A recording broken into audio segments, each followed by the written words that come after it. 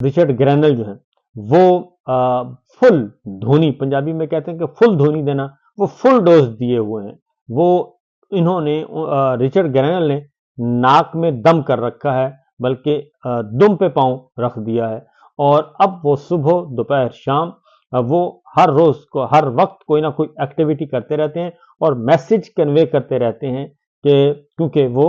President Trump के नामजद पूरी दुनिया के लिए खसूसी एम्बेसडर हैं। और जो खसूसी एम्बेसडर होता है, खसूसी एलची होता है, उसकी डोमेन में दुनिया भर के मामला जहां अमेरिका समझता है वहां पे वो अपना असर रसूख इस्तेमाल करता है, मुदाखलत भी करता है। और मुदाखलत का रास्ता इन्होंने खुद दिखाया है, किसी और ने नहीं दिखाया। तो आज उन्होंने एक काम किया है, एलन मस्क को रिचर्ड ग्रैनल ने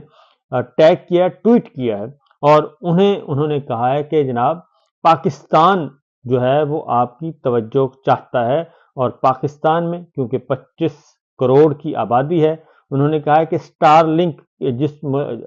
उस लिस्ट में पाकिस्तान को भी शामिल करें, स्टार लिंक की फहरिस्त में पाकिस्तान को भी शामिल करें। तो ये एक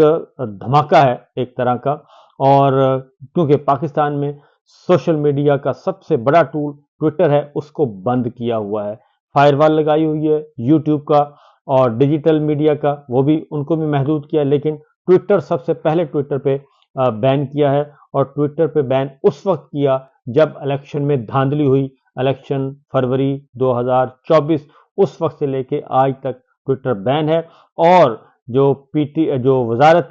पीटीए है, आईटी, वो कहते हैं जनाब ये हमने काम नहीं किया, ये तो नकवी सरकार ने किया है। और नकवी सरकार का मतलब है जनरल साहब ने किया है। तो जब तक वो चाहेंगे ये पाबंदी इसी तरह रहेगी। और फिर ये अगला काम जो कर रहे हैं, अब इन्होंने नेट स्लो करवाना शुरू कर दिया है बजोरे कुव्वत और बजोरे ताकत मोबाइल फोन कंपनियों को कहकर। तो ये भी एक चल रहा है। तो बहरहाल ये पहला रिचर्ड ग्रैनल का आज का जो उन्होंने धमाका किया है, बल्कि इन्होंने सर्जिकल स्ट्राइक की, मिसाइल फेंका है, वो ये है। तो एलन मस्क को उन्होंने कहा है। और इसके पीछे एक बाकायदा तौर पे एक देहाती आदमी ने देसी जुबान में उन्होंने एक कहा, एक मैसेज किया पंजाबी में। उन्होंने कहा कि इसको रिचर्ड ग्रैनल को उन्होंने कहा कि जो आपकी ट्वीट है जो गई हुई है इस वक्त 13 मिलियन क्रॉस कर गई है, ये 100 मिलियन तक जा सकती है अगर पाकिस्तान में एक्स जो है ट्विटर है ये बहाल हो और फाल हो और एक्टिव हो और इस पे पाबंदी खत्म हो जाए। तो उसको टैग किया, पहुंचाया गया रिचर्ड ग्रैनल तक और फिर उन्होंने आगे ये ट्वीट किया है जी। तो बहरहाल देखते हैं इसका एलन मस्क जो है वो क्या असर लेते हैं और इस पे, क्योंकि एलन मस्क भी प्रेसिडेंट ट्रंप की काबीना में शामिल हैं, उनकी टीम में शामिल हैं। अगली खबर जो है जिसकी वजह से ये परेशान है वो है, एक नहीं दो नहीं, अब बरतानवी पार्लियामेंट में भी अब जो कत्लेआम हुआ है 26 नवंबर का, खास तौर पे ये इनके गले का एक बना हुआ फंदा, इससे बच नहीं सकेंगे। तो बरतानवी पार्लियामेंट ने भी इसकी हेयरिंग रख ली है, क्योंकि यहाँ पे भी आवाज़ें उठ रही हैं। अरकान पार्लियामान जो है, बरतानवी पार्लियामेंट के अरकान जो हैं वो floor of the house parliament में आके क्वेश्चन कर रहे हैं। वो पूछ रहे हैं कि बुनियादी इंसानी हकूक की पामाली, एक सिख रुकने पार्लियामेंट हैं, उन्होंने पिछले दिनों आवाज़ उठाई और बाकी अरकान भी खतूत लिख चुके हैं। फिर जमायमा खान जो है, इमरान खान साहब की साबिका अहलिया और उनके बच्चों की वालदा, वो भी काफ़ी एक्टिव हैं। जुल्फी बुखारी बहुत ज़्यादा एक्टिव हैं। तो ये यहाँ पे भी एक्टिविटीज़ चल रही हैं और बरतानवी पार्लियामान में भी इसकी हेयरिंग होनी है और ये सारी चीज़ें सामने आएंगी। क्योंकि जो कत्लेआम है इसमें एक और जो मलक इदरीस हैं जख्मी, वो चल बसे हैं और उनका वीडियो बयान मौजूद है कि एजेंसियों ने जख्मी हालत में भी उनका पीछा नहीं छोड़ा और उनका पीछा करते रहे और बड़ी मुश्किल से वो छुप छुपा कर इलाज करवा रहे थे और कल उनका इंतकाल हो गया। फिर एक और जो हुए थे अनीस शहजाद सती, वो एक नौजवान बिल्कुल बच्चा, वो भी इसी जुल्म की नजर हुआ, कत्लेआम के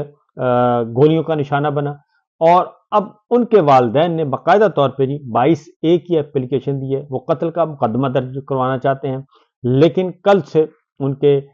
جو ہیں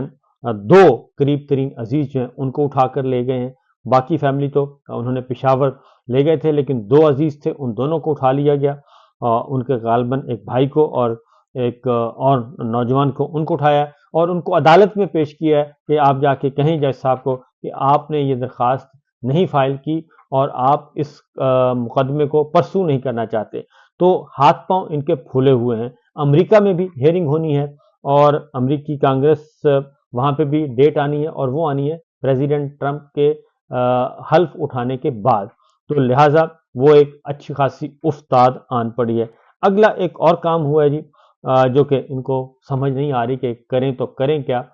جس کی وجہ سے یہ مذاکرات بہت اچھا کھیل رہے ہیں اور بڑا شور ڈالا ہوا ہے، لیکن بغل میں چھری منہ میں رام رام ہے۔ اگلی جو خبر ہے وہ پہلے امریکہ، برطانیہ، اقوام متحدہ سب آ چکے ہیں، اب 27 ممالک جو ہیں، جو یورپی یونین کا جو آیا ہے جی چٹھی آئی ہے خاص طور پہ فوجی عدالتوں سے جو سزائیں غیر آئینی غیر قانونی جو ہوئی ہیں اور جو کسی بھی صورت میں دنیا اس کو تسلیم نہیں کرتی کہ سیولینز کا ٹرائل کیا جائے فوجی عدالتوں میں، تو وہ یورپی یونین کی چٹھی جو ہے وہ صرف ایک ملک کی نہیں ہے بلکہ 27 ممالک کی اس میں 27 ممالک ہیں یورپی یونین میں شامل، ان سب کی طرف سے یہ چٹھی ہے۔ اور اگر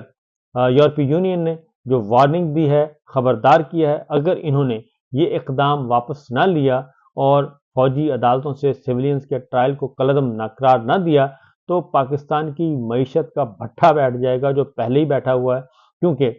GSP+ جو ہے جو ایک سٹیٹس ملا ہوا ہے، جو آپ تجارت کرتے ہیں امپورٹ ایکسپورٹ، جو آپ اپنی خاص طور پہ ٹیکسٹائل انڈسٹری جو ہے وہ بہت زیادہ ڈسٹرب ہوگی کیونکہ کھپت ہے، زیادہ تر یورپ میں جاتا ہے ہمارا مال، تو وہ رک جائے گا، وہ رعایتیں جو دی ہیں، وہ چھوٹیں دی ہوئی ہیں، وہ ختم ہو جائیں گی۔ اس کا نقصان کس کو ہوگا؟ پاکستان کو، اور صرف پاکستان کو نقصان ہوگا۔ تو یہ معاملہ چل رہا ہے اور یہ 27 ممالک کی طرف سے، تو آپ خود اندازہ کر لیں کہ ان کی حالت اس وقت کیا ہے۔ تو پوری دنیا کو یہ آئسولیشن کی طرف جا رہے ہیں، ان کی جو داخلہ پالیسی تھی اور اس کے اثرات اب خارجہ پالیسی پہ پڑ رہے ہیں، اور ان کے پاس بس 2 بردر ملک رہ جائیں گے اور باقی سب کچھ ساری دنیا جو ہے وہ دوسری طرف جا رہی ہے، اور اس کی وجہ صرف یہ ہے کہ عمران خان صاحب کی رہائی چاہتے ہیں اور کچھ نہیں چاہتے، اور بنیادی انسانی حقوق کی جو پامالی ہو رہی ہے اس کا وہ کہتے ہیں کہ جناب اس کا تدارک کیا جائے۔ اب اگلی خبریں آپ کے ساتھ شیئر کرتے ہیں جی۔ مریم سرکار بہت پریشان ہے، یہ جو مذاکرات شروع ہوئے ہیں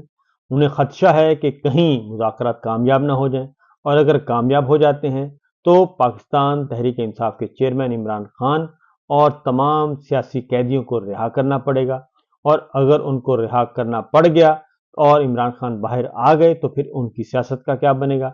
تو وہ اور ان کے ہرکارے جو ہیں وہ مسلسل اس کوشش میں ہیں کہ کسی بھی طریقے سے یہ مذاکرات ناکام ہو جائیں اور پاکستان تحریک انصاف پہ اس کا الزام آئے۔ خواجہ صاحب نکلے ہوئے ہیں برطانیہ، اور وہاں پہ وہ لمبی لمبی تقریریں کر رہے ہیں، اور لمبی لمبی تقریریں کر کے ان کو پھر سوشل میڈیا پہ وائرل کیا جا رہا ہے، اور اس کا بنیادی مقصد یہ ہے کہ کسی بھی صورت میں پاکستان تحریک انصاف کہے کہ جناب یہ جو چیزیں ہیں جی یہ تو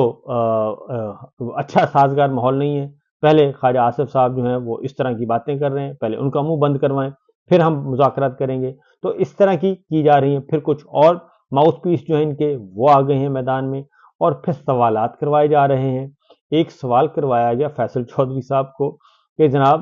عمران خان صاحب تو کہتے تھے کہ میں نے مذاکرات نہیں کرنے اور میں بالکل نہیں کروں گا اور میں گدھوں سے مذاکرات نہیں کروں گا، تو یہ اب آنن فانن کیا ہوا کہ جناب اب عمران خان صاحب مذاکرات کر رہے ہیں، تو وہ گدھے والی بات کہاں گئی؟ تو فیصل چودھری صاحب تیز آدمی ہیں، انہوں نے کہا کہ آپ کا مطلب کیا ہے کہ آپ عرفان صدیقی صاحب کو خدا نہ خواستہ گدھا کہہ رہے ہیں، آپ رانا صاحب کو کہہ رہے ہیں، آپ صدیقی صاحب کو کہہ رہے ہیں، اور آپ مقبول صدیقی صاحب کو کہہ رہے ہیں، آپ علیم خان صاحب کو کہہ رہے ہیں، کیا آپ ان سب کو گدھا کہہ رہے ہیں؟ تو یہ باتیں اس طریقے سے میڈیا میں بھی اب میڈیا کو بھی استعمال کیا جا رہا ہے کہ ایک ماحول بنایا جائے اور ایک نیریٹو بنایا جائے تاکہ کسی بھی طریقے سے یہ سبوٹاج ہو سکے. لیکن میں پاکستان تحریک انصاف کو کہوں گا واپس آ کے کہ جناب آپ اپنا خیال کیجئے گا، کیونکہ یہ اندر سے ڈرے بھی ہوئے ہیں اور ان کے پلے کچھ نہیں ہے، اور عین وقت پہ آ کے جبکہ پکا ہوا پھل ہے، تیار پھل ہے جمہوریت کا، رول آف لا کا، آئین کی بالادستی کا، انہوں نے نہیں یہ برقرار رہ سکتے، کیونکہ امریکہ، برطانیہ، یورپی یونین سے مراد ہے 27 یورپ کے ملک، اور یہ سب کے سب اپنی جگہ پہ، آسٹریلیا، کینیڈا، سب کے سب آ چکے ہیں میدان میں، اور وہ ان پہ پریشر ڈال رہے ہیں اور یہ پریشر برداشت نہیں کر سکیں گے. دوسری جانب پارا چنار کی بات ہم نے ضرور کرنی ہے جی. پارا چنار کے حالات پھر خراب ہیں ایک بار، اور وہاں کی صورتحال کافی گڑبڑ ہے، اور وہاں پہ اگین تشدد ہو رہا ہے، اور لوگوں کو ایسی ویڈیوز آ رہی ہیں جس میں لوگوں کو ذبح کیا جا رہا ہے. میرا خیال ہے کہ اس پہ خصوصی توجہ دینے کی ضرورت ہے، اور اگر اس پہ توجہ نہ دی گئی تو معاملات پھر خراب ہو سکتے ہیں. تو صدر زرداری صاحب اور شہباز شریف صاحب کی ملاقات بھی ہوئی ہے، اور اس ملاقات میں بھی یہی معاملہ ہے کہ عمران خان اور اسٹیبلشمنٹ کے درمیان کہیں معاملات طے نہ ہو جائیں. فی الوقت اتنا ہی، اجازت دیجیے، اللہ حافظ.